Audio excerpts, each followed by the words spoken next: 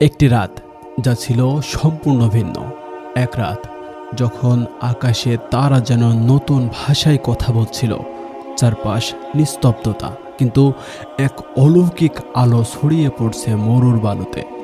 পারস্যের রাজপ্রাসাদ কাঁপছে, আগুন নিভে যাচ্ছে, মূর্তি ভেঙে পড়ছে, আর পৃথিবী অপেক্ষা করছে এক নূরের আগমনে। আসসালামু আলাইকুম রহমতুল্লাহ।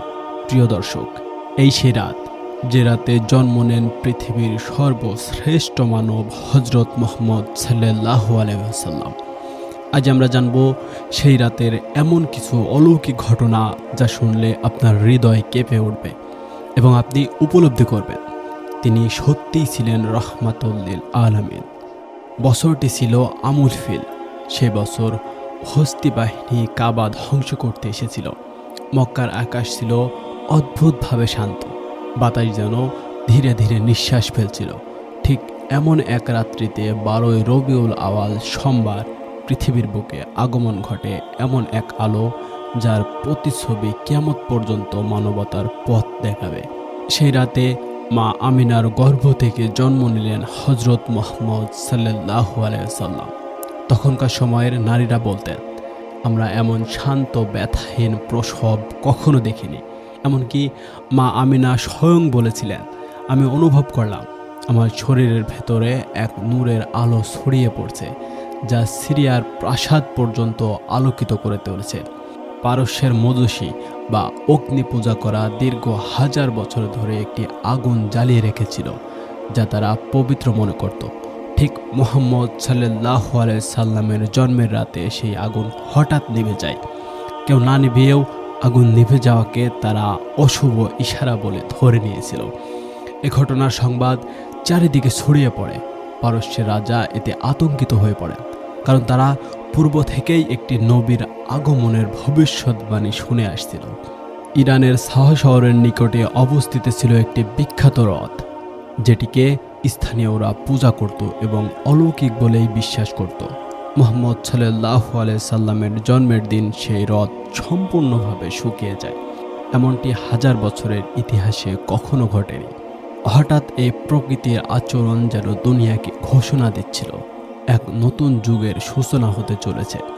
পারস্যের কিসরা রাজা তখন ঘুমিয়েছিলেন। তিনি রাতে ভয়ানক স্বপ্ন দেখেন। তিনি দেখেন যে তার বিশাল প্রাসাদ ধসে পড়ছে, তার মাথার মুকুট পড়ে যাচ্ছে, আর আরব থেকে আগুন উঠে এসে পারস্যকে গ্রাস করছে।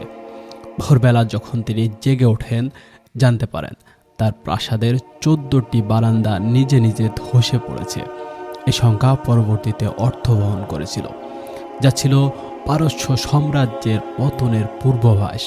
মুহাম্মদ সাল্লাল্লাহু আলাইহি সাল্লামের জন্ম নেওয়ার মুহূর্তে কাবাঘরের চারপাশে এক বিশেষ আলো দেখা গিয়েছিল।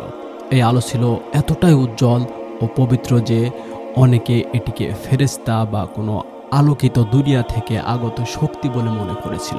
একজন কাহিনী বিশারদ উল্লেখ করেন, মুহাম্মদ সাল্লাল্লাহু আলাইহি সাল্লামের জন্মের সময় কাবার দিক হতে এক সাদা পাখি যেন আকাশে উড়ে যাচ্ছিল, আর তার ডানার আলো মক্কার প্রতিটি কোণে ছড়িয়ে পড়ছিল।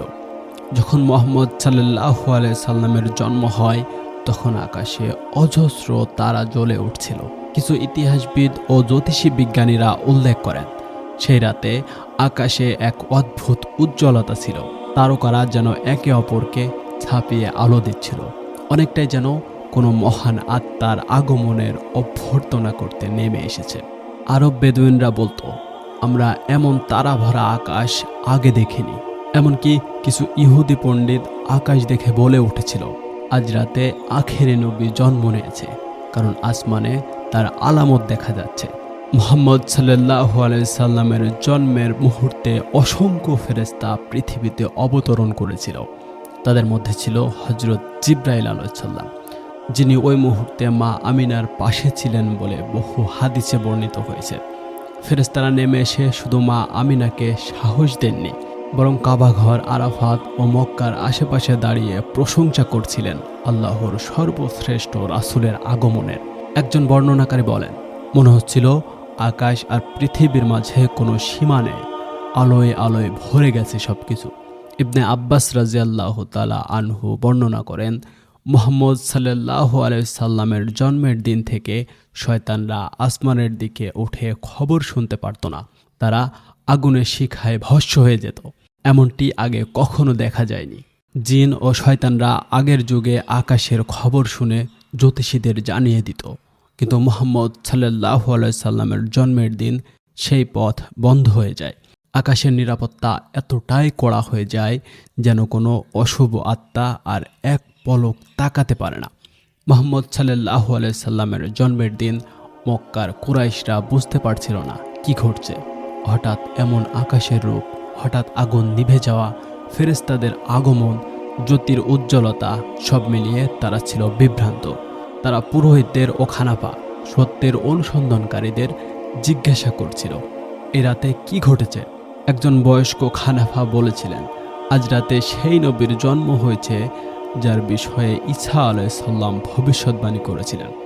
মহানবী সাল্লাল্লাহু আলাইহি সাল্লামের মা আমিনা গর্ভাবস্থায় একটি অলৌকিক স্বপ্ন দেখেছিলেন। তিনি দেখেন একটি আলোকিত মানুষ তাকে বলছে, তুমি সৃষ্টিকুলের শ্রেষ্ঠ মানবের মা হবে। যখন সে জন্মাবে তখন বলো, আমি তাকে আল্লাহর রক্ষা ও আশীর্বাদে সোপর্দ করলাম। তিনি দেখেন আকাশের তারা তার সামনে সেজদা করছে, আর তার পেট থেকে যেন এক আলো বেরিয়ে দূর আকাশ পর্যন্ত ছড়িয়ে পড়ছে। এই স্বপ্নই ছিল এক মহান বার্তা, এক নবজাগরণ, এক নবীনের আগমনের পূর্ব ঘোষণা। রাসূলুল্লাহ সাল্লাল্লাহু আলাইহি সাল্লামের জন্মের মুহূর্তে শয়তানদের মাঝে এক অদ্ভুত ভীতিকর সাড়া পড়ে যায়। ইবনে আব্বাস রাদিয়াল্লাহু তাআলা আনহু বর্ণনা করেছিলেন, ইবলিস তার দানবদের একত্রিত করে বলেছিল, আজকে রাতে এমন কিছু ঘটেছে যার ফলে আমাদের যুগ শেষ হতে যাচ্ছে। তারা আকাশে উঠতে গিয়ে আগুনে পড়ে, আসমান আর খুলে না।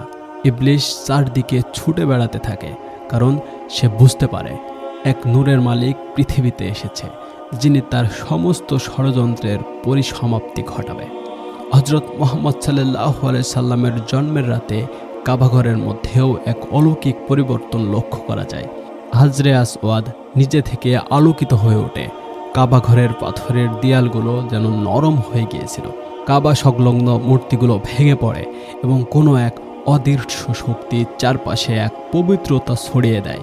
ইতিহাসবিদ ওয়াকিদি উল্লেখ করেন, ওই রাতে কাবার দেয়াল কাঁপে আর বাতাসে সুগন্ধির মতো এক ঘ্রাণ ছড়িয়ে পড়ে।